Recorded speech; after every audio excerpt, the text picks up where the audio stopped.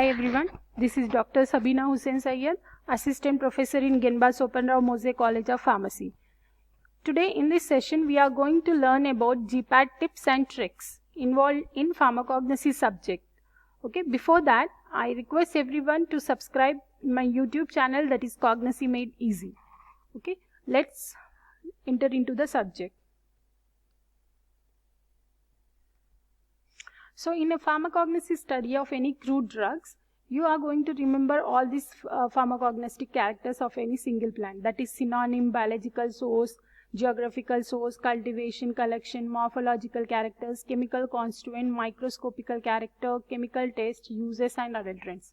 So these are the 10 pharmacognostic character you have to remember for each and every plant.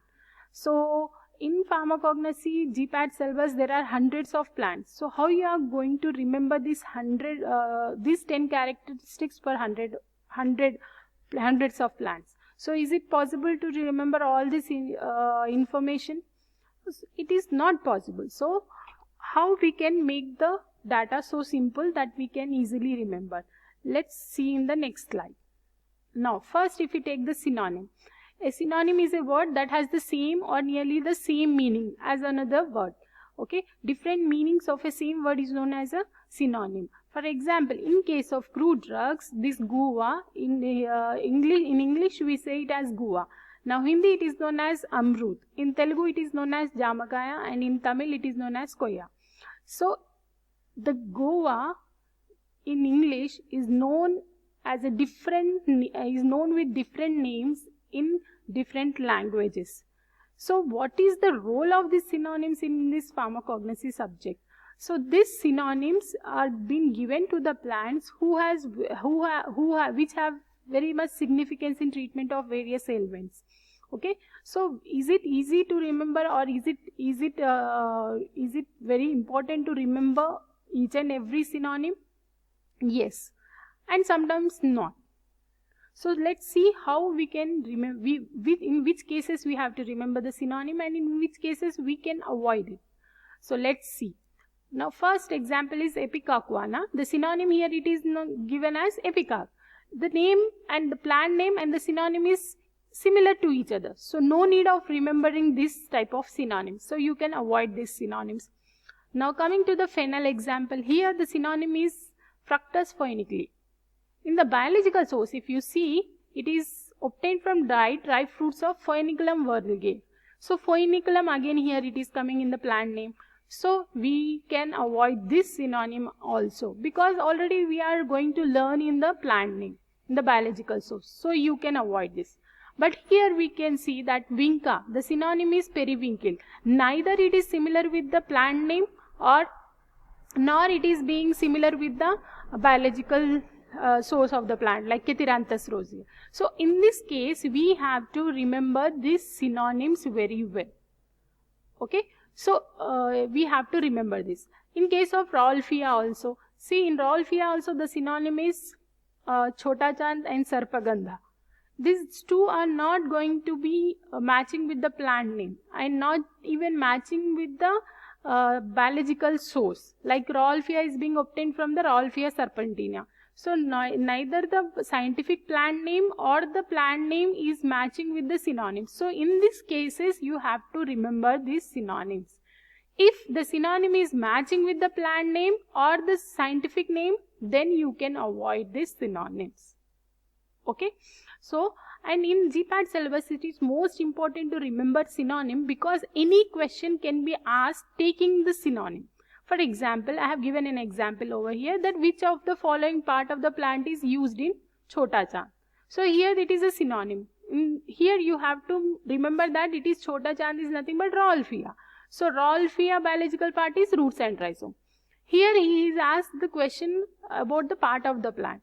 Now taking the synonym, any question can be framed like what is the chemical constituent of Chota Chand, what are the uses of the Chota Chand, what is the geographical source of the Chota Chand. So based upon the synonym, okay, any question can be asked. So that's why it is very important to remember the synonym. Okay, so next let's see about the biological source.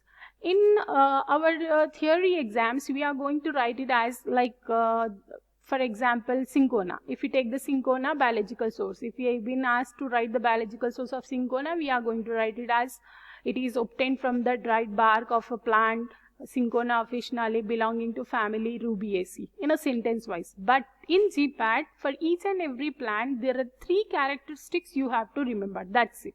That is plant part, second plant name, next third one is family. Okay. Sometimes the percentage of the secondary constituents is going to be asked. Okay. So in the biological source, these are the three parts that you have to remember. In this also, sometimes you can avoid families. Like for example, Ephedra plant is there. Plant name is Ephedra gerardiana. Family is Ephedraceae. So if you remember Ephedra, then no need of remembering Ephedraceae, because it is an synonym. It is a rhyming word with the plant name, and it is a rhyming word with the plant name. So no need of remembering here the family. So you can avoid this Ephedra. Just for Ephedra, you have to remember the stem. Name Ephedra gerardiana. Okay. But fennel, the family is Umbelliferae, plant name is different, Fructus foeniculum, and this is fruit. Whereas in cinchona, it is bark obtained from Cinchona officinalis Rubiaceae. So in biological source, you just concentrate on these 3 parts. And sometimes the question is going to be asked about the percentage of the chemical constituents. What you can do is make a general statement. Like in alkalides, most of the alkalides are in plants are available in small quantities, like 0.5, 0.7, 0.6, mostly. Okay. In 2 or 3 plants like cinchona and opium, they are being obtained in 6 to 10%. Rest of them is going to be appearing in very, very less quantity. So generalize the percentage. Whereas in case of volatile oils, it is going to be in increased proportion. Okay. So if you make a generalized statement, then it is going to be useful for you. Okay. So this is the biological source. Next, coming to the geographical source.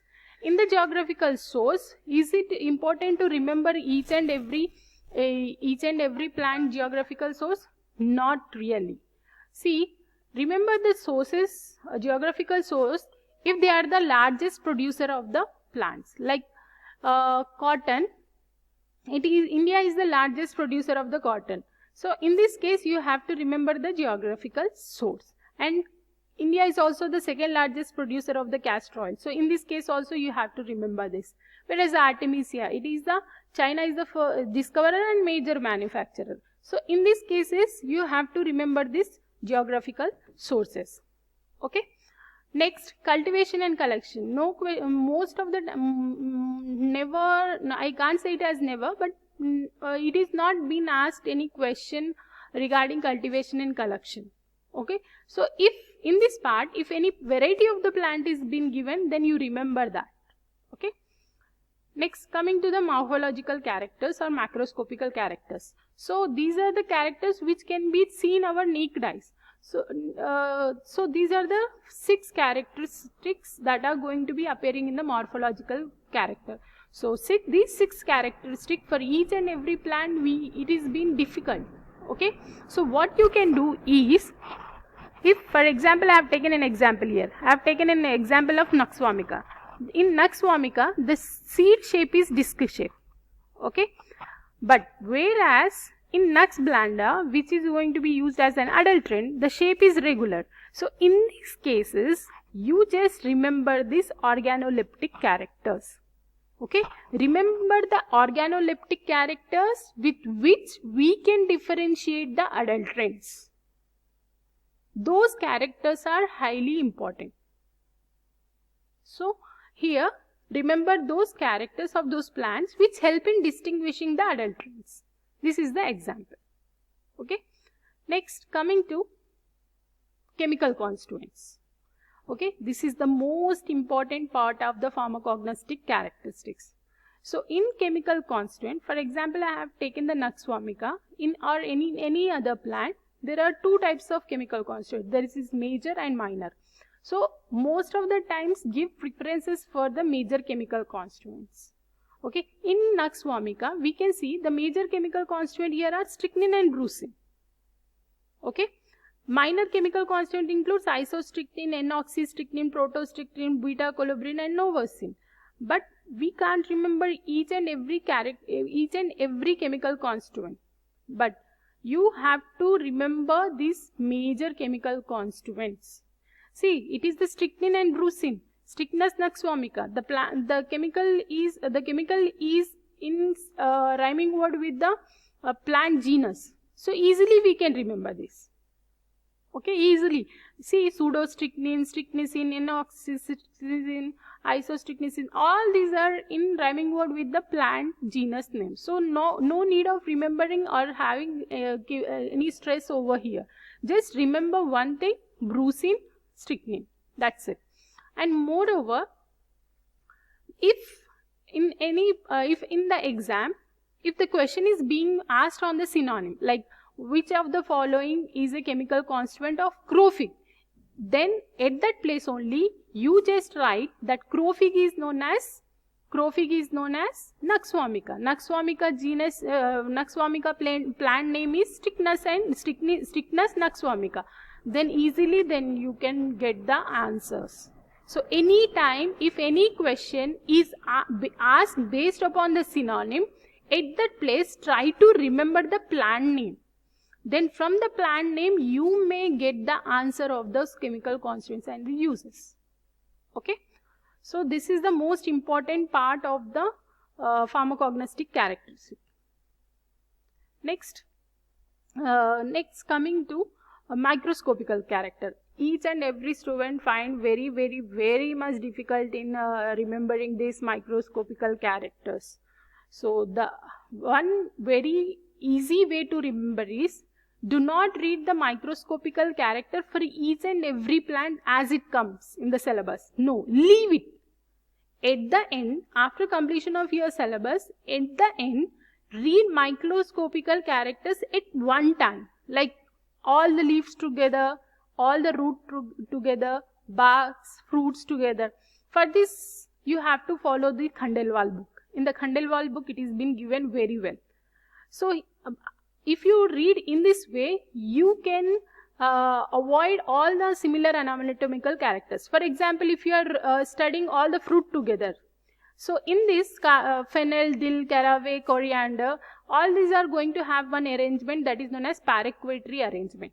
That is nothing but group of parallel cells arranged in different directions. So this paraquatry arrangement is absent in caraway.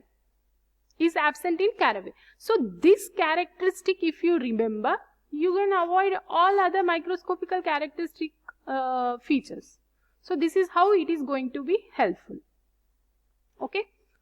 Next, chemical test. In the chemical test, for example, I am taking here Bontrager test. See here, while reading the chemical test, you have to have the knowledge of chemical nature. Okay, in the Bontrager test, what it is been mentioned that it is boiled with sulfuric acid, filtered and filtrated, then taken chloroform is added, shaken well, then organic layer is separated to which ammonia is added, then the ammonical layer shows pink to red color. Remember, all this thing is very much difficult. So understand the chemistry here. Bontrager test for the anthraquinone glycoside. So first the drug is been taken, to it sulfuric acid is added. Why it is been added? To separate the glycone and aglycone part. Okay.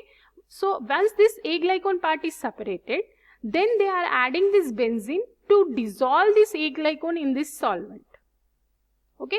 Now this aglycone is solubilized in this solvent. Okay, in this organic solvent. To that aglycone, add the ammonia. Then it gives the pink to red color. So this is how, if you involve the chemistry, then it is very much easy to remember each and every characteristic chemical test. And one more most important thing is that do not write in a sentence wise, you make it into a reaction way. So it is very much easy and appealing while reading. Easily you can read. So this is how you can make this chemical test very easily to remember. Okay. So this is what I want to tell you. In the next slide, in the next class, I am going to continue this session for other pharmacognostic characteristics. Okay.